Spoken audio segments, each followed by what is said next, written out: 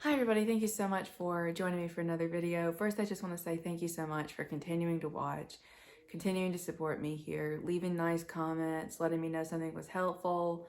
It just really helps, so thank you. And today we're going to be doing a review. I'm going to be doing a review of the RB4306 sunglasses. If you want to see them, please keep watching.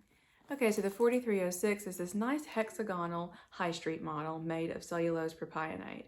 This was released along with the 4305, which was also really popular, but I think it really outsold this one and it was a lot more popular. I also really liked it. It didn't really work for my face shape. I was much more drawn to these. You know, the first thing is they're really lightweight. And even though they're made of the lighter weight material than acetate, they still have a quality weight to them. What I like about cellulose propionate is that it has a couple of advantages over acetate. I feel like the first thing is that it's not as prone to warping, like if you accidentally leave them in the heat, which is not really a concern for me, but like over the years, you know, people experience that with acetate.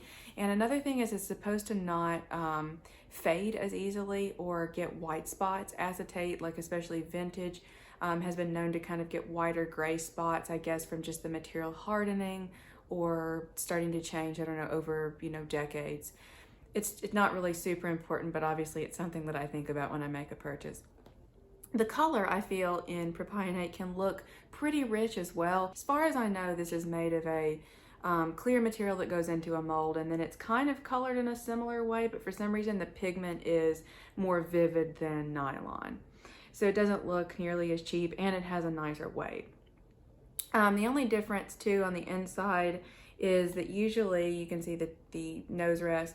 Usually the nose pieces of acetate glasses will be clear, like when the rest of the frame is colored. So that's another short way that you can tell whether something is acetate or not. I would say 90% of the time it's right. Like if they're clear, it's acetate. It's just something to notice because I have found that when you're looking on some sunglass sites, it'll mislabel it as acetate when it's clearly another material. So sometimes if you can see a good angle of the back, you can tell. These lenses are a little bit different. They're brown, but it's not B15, and it makes it clear, you know, on the website. I don't really know, but when you're looking through them, it looks a little bit more purpley maybe than a B15. I would have preferred the B15 because it's a lot nicer to look out of. I especially like it in low light situations. I also like to wear my sunglasses into stores with fluorescent lights. Sometimes they're just so bright, they will completely just do me in. So it's really good for that, really comfortable lens. I love the B15. I didn't used to, but I'm coming around.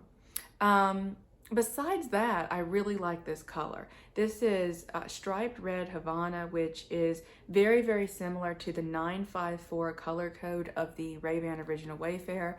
It's a really popular color, and they've tried to kind of recreate it in a couple of their other you know, high street models with different materials. Of course, it doesn't come off as pretty as the 954 in acetate, but I think it's still a really good job, and it's really pretty when different lights hit it. Obviously, I can't show you natural light. It is like evening here right now, but I would if I could. These are made in Italy, which is a relief. This is strange though. Notice real quick on the inside of the right temple, it says UKCA next to the European confirmation number, which is really, really weird. I got these from Sunglass Hut, so I'm not sure what that is, but if you know, let me know. These are 54mm lens width with 19mm bridge, and I like that they're not too small because they do look a little bit rounded when you see them from a distance. It could be really easy to start looking a little bit goggly on me, and I do not do well with round glasses. I think that's like the one shape that just, it does not go. There is nothing that looks worse on me besides like a Ray-Ban round and the Illustiva Leonard. It was shocking. However, because these have these sort of angles here, the hexagon shape slightly, they're also a little bit squarish, and they're also a little bit round, and they're not too small. I feel like they look a little bit oversized, and that really helps them, I think. So if you're not normally drawn to round, or they normally don't work on your face, again, this would be a really good option for people that want a similar look. I have really good things to say about these. They're really lightweight, but yet I can still feel the quality.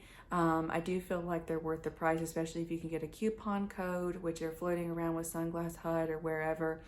This colorway was hard to find. That's why I chose to go with Sunglass Hut. I'll try to leave a link down below. I think that about sums it up. Thank you so much for watching, and let me know what you think in the comments as usual, and I'll see you next time. Bye. I'm continuing to somehow, I don't know. Lately I've been getting some comments on that adjustment video. I'm just really surprised that people aren't breaking their sunglasses, because I feel like that wasn't the best video. It was pretty old, but everything was just not great. So anyway, no, shut up. No, don't tell yourself to shut up.